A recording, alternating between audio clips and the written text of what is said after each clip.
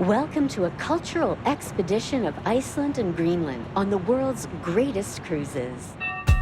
I'm Lynn Elmhirst, a travel journalist with a deep passion for sailing the high seas.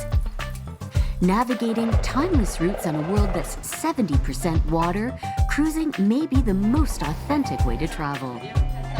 Not to mention its spectacular scenery, fascinating ships, maritime traditions, and local people and cultures. Join me on the world's greatest cruises. World's Greatest Cruises is made possible in part by the Journey community of travel advisors, local business owners with experience cruising and planning cruises. More information at journey.com/cruise. Today on World's Greatest Cruises, we're exploring the cultural treasures of Iceland and Greenland on a cultural expedition cruise.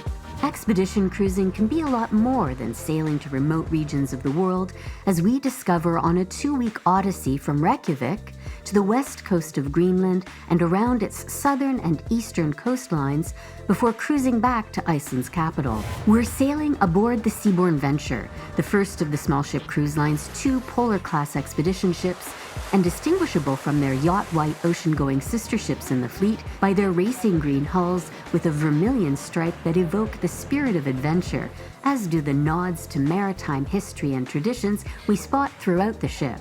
On the Seabourn Venture, we're among about 250 guests and 120 crew, including a couple dozen expedition team members with credentials in science, history, marine biology, and more. We venture by kayak, Zodiac, and a very special submarine dive. Would you like to drive? I would love to. Are you actually going to look at this? This is very exciting. And I even found myself convinced to join some other brave souls on a polar plunge.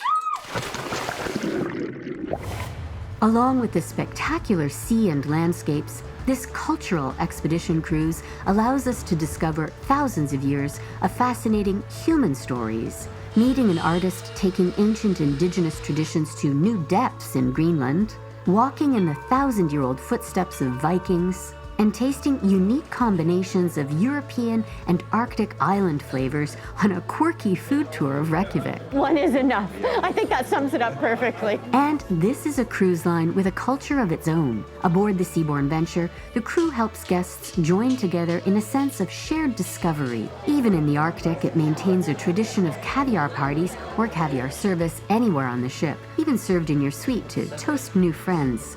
And pop-up celebrations appear out of nowhere throughout our adventures. And the perfect view. Iceland's 1,200-year-old capital has a split personality. Founded by Vikings, Reykjavik still feels in ways like the small North Atlantic coastal fishing town it was till the 20th century, when it evolved into a modern cultural hub, surrounded by the harsh environment of North Atlantic seas, live volcanoes, geysers, and glaciers that have given Iceland the nickname the Land of Fire and Ice. Iceland has cultivated a truly unique identity that melds all of those influences. And nowhere is that more apparent than the food culture of Reykjavik, where we tasted our way around the city during our pre-cruise tour. I think what surprises people when they come here is just how small Reykjavik for a major European capital is. It's really a small town that has everything. It has something for everyone, whether it's nightlife, art, history, food. Iceland is famous for its own very unique cuisine, and that's what we're going to be exploring today. The Icelandic cuisine is all about lamb, seafood, and dairy. Because in the old days, it was all about preservation of ingredients. Nothing was ever thrown away. So these preservation methods. And those are new themes that are really being embraced in terms of culinary terms around the world. Yeah. The idea of not wasting things, nose to tail dining, and also using traditional methods and preservation methods. So are we going to go try some of the most famous Icelandic dishes? Of course, yeah. We're going to head first to the oldest restaurant in Reykjavik and get a combo of farmer's breakfast. This is our Skyr. Skyr, which is yogurt. But it's technically fresh cheese by the way it's produced, and it's a unique Icelandic recipe. So we've got skyr, and we've got grandma's pancakes. Yep. And then finally we have the hankikjöt is actually, it's a sheep dung smoked leg of lamb. So of course, sheep dung smoked yes, leg of lamb. That's right. They do it to preserve the meat, of course, and if you guys start traveling around Iceland, you see there are not very many trees on the island. Right. So what they had to burn plenty of back in the day was sheep dung. Right. And this is one of the things I mentioned, that preservation method that coincidentally tastes very good. So I'm all in here, Yeah. and I've got strawberry, fresh strawberry, and skyr, which really also has the consistency of a fresh cheese. Yeah. Well, that's delicious. Definitely better than yogurt. That's wonderful. And then you would go to, I would go for the flatbread next. okay, wrap it all up. Dung smoked lamb.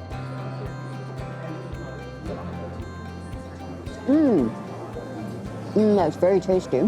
No dung taste at No. all. I've heard about Iceland's famous hot dog. What makes an Iceland hot dog an Iceland hot dog? Well, I guess the fact that it's mostly made with lamb and not with pork or beef, which is very common in most other places. Right. This restaurant right here was the first fast food restaurant in Iceland. Go ahead. Okay. It's good, right? You're right, you need it with everything. And you need to like lamb. Oh yeah, a hot dog is only 4 bites maximum, so there's no way to share it. 4 bites? No one's ever accused me of not having a big mouth. And now we have a fresh air off the harbor. Yeah. And what's our next Icelandic dish? There was one thing I mentioned in the beginning that you got to try while you're here, which is one of those not so good tasting meals. This is the fermented shark. It's been eaten here in Iceland since around the 14th century. People used to eat it when the shark would beach. The animal beached, they're not going to let it go to waste. Exactly. And then this was a method of preserving it because you couldn't eat a whole shark at once. We can do it both at the same time. You want to chew it really well, about 10 seconds before you swallow it and wash it down. I'm going to have my beer in hand Yeah. in case I need help getting it down. Right. Okay. Wow. Skål. Skål.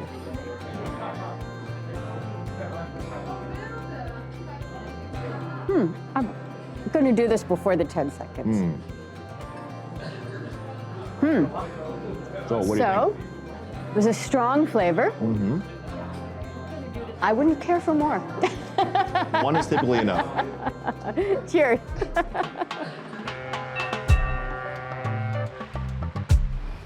We've already had a taste of cultural adventure, and now we're off to meet our ship. Seabourn's chartered a plane for all of the ship's guests assembled in Reykjavik to fly together from Iceland to one of only 2 airports in Greenland that can accept large aircraft. And from there, we're transported to the western shores of this island country of the Kingdom of Denmark, where we board tenders to transfer to the Seabourn Venture, where she's positioned in coastal waters north of the Arctic Circle. Safely aboard and sailing towards our first port of call, we have time to get acquainted with our home for the next 2 weeks, with a completely different culinary experience from our adventure in Reykjavik. With 264 guests, it's a small ship, but there are several dining and drinking options, no fermented shark in sight, but there's still culinary adventure as well as comfort in the cuisine. Sushi every evening in the club lounge, accompanied by live music and cocktails. Snacks and even a changing daily gelato menu in the ship's social hub, Seabourn Square. Classic continental cuisine in the restaurant. Ever-changing global foodie favorites, as well as a pop-up specialty culinary concept in the colonnade. And al fresco dining that beckons even in the fresh air of summer in the Arctic.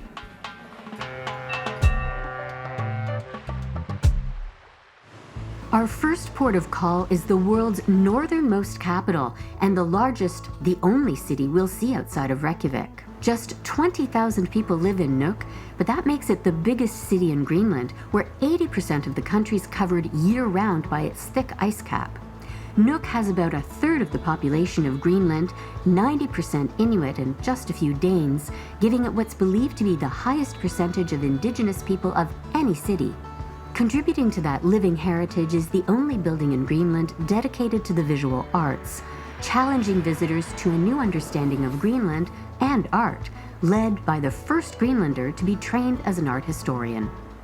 Nivi, when people come to the Nuuk Art Museum, what do you hope they take away from the museum in terms of their experience in Greenland and take home with them to many other countries? It's been important to me that people leave with more questions than when they came. If we can help people broaden their perspective just a little bit, then that is the huge goal for us. but also I think the bigger picture of what is Greenland art. I've had a small look around and I see art that looks quite historic and European, and then I also see art that looks very Greenlandic and with materials that are obviously very local. We inherited a lot of art from European artists, specifically Nordic artists, that have portrayed Greenland throughout time. So it has a tendency to become this romanticized landscape. Right, I was just going to say it feels very romantic. Yeah, it definitely is. And then we're trying to challenge that with a local perspective. A female artist, a photographer, were here at the same time in 1930, and she did portraits of the city, portraits of women, portraits of humans. So that's a complete different portrait. And we've been trying to open people's eyes to the fact that if you come to Greenland and you only have the big landscape images on your phones or on your cameras when you leave, you've missed something. Right. Because you have to look deeper than that. And look at the small details. In that specific piece, she's used Greenlandic herbs, and that kind of interpretation of nature in a completely different way than the huge landscape painting is a different way of looking. And then of course that magnificent piece of walrus, which is, you could stare at it for hours and see new details. That's a piece by Kim Eriksen, and it's completely decorated all around. And he's implemented local stone in it. So there is both diamond and rubies in it, which is very local to Nuuk. The extraordinary carved walrus skull is a unique, modern, and incredibly complex iteration of the local Indigenous people's ancient tradition of carving soapstone, teeth, antlers, bones, or tusks, often into small figures or mythological creatures, originally used to cast spells, but now are artistic expressions and even considered good luck tokens, as the artist explained when we caught up with him at his studio. Kim, we saw your carved walrus skull in the art museum, and it is spellbinding. You have to tell us about that piece. Thank you so much. Always been fascinated about faces. I don't really see really great looking faces in the art history in Greenland. So where did you learn? How did you learn? We don't really have art schools in this artwork, so trial and error, really. What about tools? Is it sort of standard drill and drill bits, just really small for the detail? I'm so grateful that you asked that, because one of my good friends is a dentist. Are these dental drill bits? Oh. These are the ones and these are bones. It's like you're drilling cavities. Indeed. Do you think you can teach me something a little bit? I can try. What should I try to do? We're going to make a face. Okay. Yeah. Okay. And so I start the engines. Okay. Hold it like a pen. Is that deep enough yet? Just go a little bit further down. Like down same this way? movement, just yeah. Like so. Yeah. The beauty of it is that you can always even it out on the other side. Right. Like, let me see. Okay, so let's see. Pause. Have we got eyes there? Yeah. Okay, I think we have eyes. I mean, there's a lot more detail. You're laughing. Somewhere like that. There's kind of, you can see there's eyes on their way. I mean, I have a lot to learn. It looks like the bone is speaking to me a little now, because the eyes are really the windows to the soul, right? Our good luck token here is on his way. We can say that. Exactly. Yeah. There we are.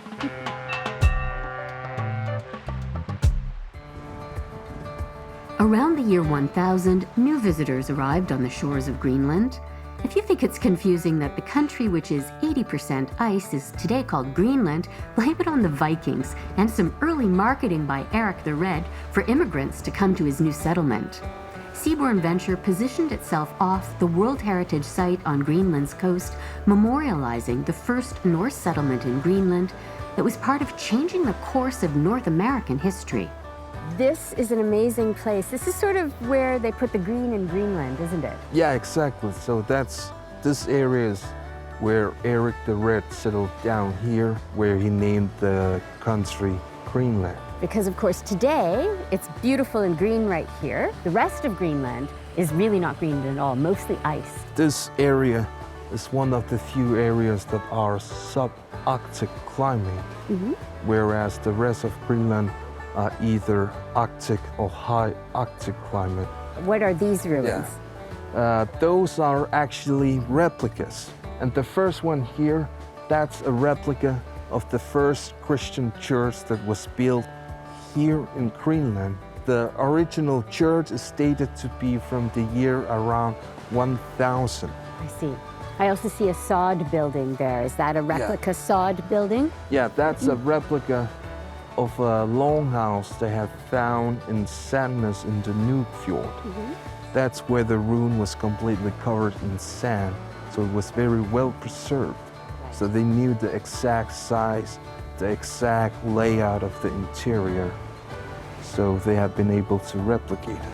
And coming here today, it allows us to get a glimpse into how those first Vikings 1,200 years ago lived here and settled here and really changed the history of Greenland. It was from here Vikings continued their push towards new horizons, with Erik the Red Sun Leif becoming the first European to reach North America.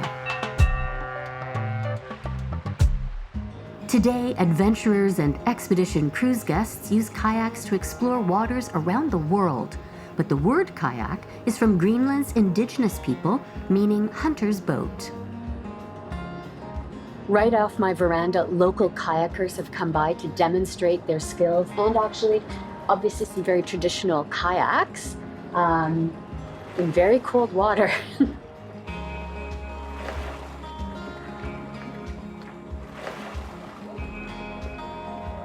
I'm hoping to stay on top of this very cold water when we go kayaking in a 45-mile fjord surrounded by big walls that some call the Patagonia or the Yellowstone of the North Seas.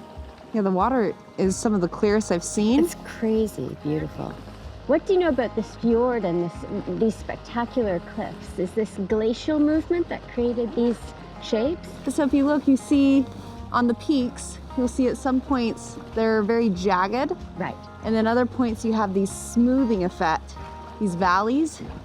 And these are glacial valleys. And so we know at one point this whole area was covered in ice, and that the parts that are jagged that you're seeing are the parts that were exposed to the surface that never had that ice. Here we are all on our own in this incredible wilderness landscape on a glorious day. I mean, I think people assume that Arctic travel is going to be just cold and wet. And of course it can be, but it certainly hasn't been for us. People who haven't had an experience in the polar regions, they don't realize these areas can be teeming with life. Right. But I think people come here and they think it's barren and harsh and desolate. And yes, it is those things, but it's also a place of great life. Yeah, a lot of life, yeah. And a silence that's so uncommon in modern life.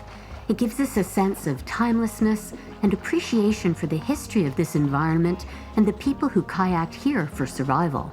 Not out for a fun ride, they'd be out hunting, but still. Exactly. We're out hunting for good views. That's a good motto. We're hunting for good views.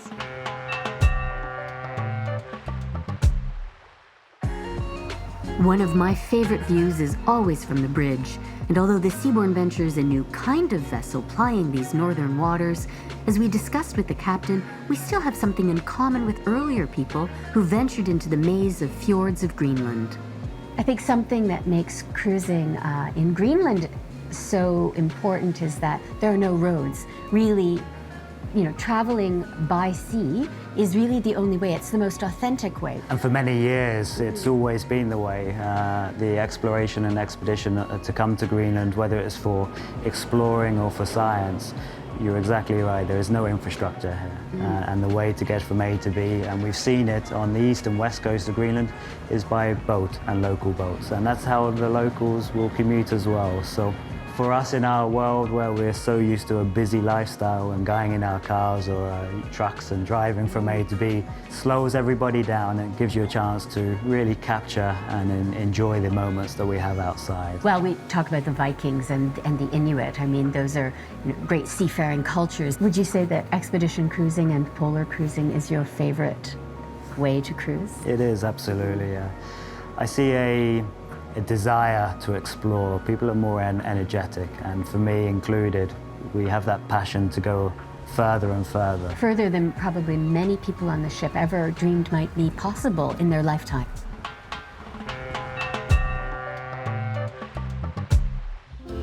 sailing through an ice field under blazing blue Arctic skies had us marveling at scenery you couldn't even imagine until it was right there before your eyes. Being able to board Zodiacs from the ship and tour the bay among the icebergs revealed hidden sights and new perspectives for some of nature's most beautiful and yet short-lived wonders. I just had to point out this iceberg with the arch. It looks like Mother Nature is a master architect. The crew of the Seabourn Venture carried on the cruise line's tradition of surprising guests with unexpected celebrations, turning an up-close Zodiac tour of an iceberg field into an even more unforgettable memory with a pop-up Zodiac champagne bar. Thank you very much. Cheers. I think we have to toast that iceberg. Another moment to celebrate. In the same waters of Umavik Bay later that sunny afternoon, the crew of the Seabourn Venture arranged for any brave soul on board to take the plunge, literally, into one of the most highly anticipated activities of our voyage. So I have mixed feelings about this. On one hand, this is a time-honored tradition, a polar plunge when you're on an expedition cruise in a polar space. On the other hand, the water is 2 Celsius. It looks sunny and beautiful, but those are icebergs. It's gonna be very cold, but we're gonna do it, right? I think the key is you need a polar plunge pal. Sarah's going to jump with me, because first of all, you have moral support, and secondly, you can't back out. 3, 2, 1.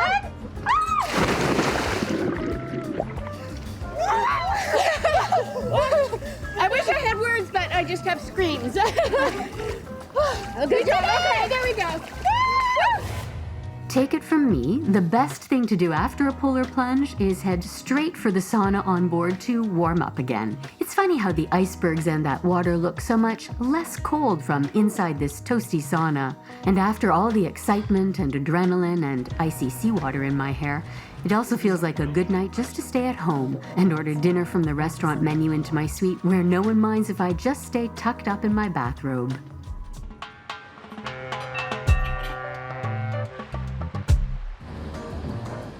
Even if you don't take the polar plunge aboard the Seabourn Venture, there's still a very adventurous way to completely immerse yourself in these Arctic waters. Of all the expedition toys on board the Seabourn Venture, I think the one that excites people the most are the submarines, the opportunity to go beneath the surface of these beautiful waters and see what's going on down there. So here we go. Look at the color of the water. We can't make this up.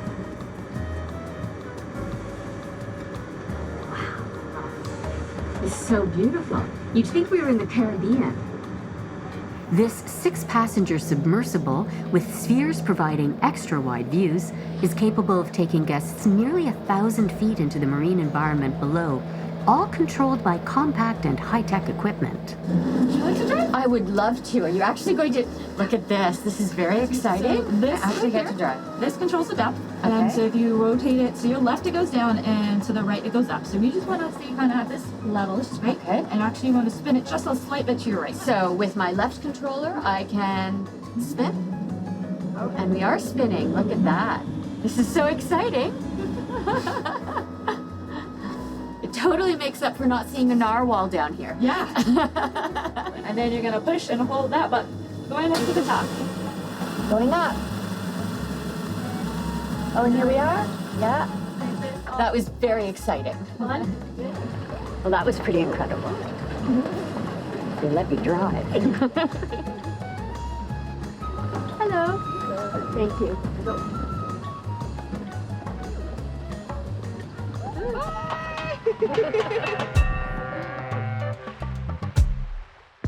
Returning, this time by sea, to Reykjavik, after our 2-week expedition cruise aboard the Seabourn Venture, the ship's crew organizes one last opportunity to relive and share our favorite cultural expedition moments.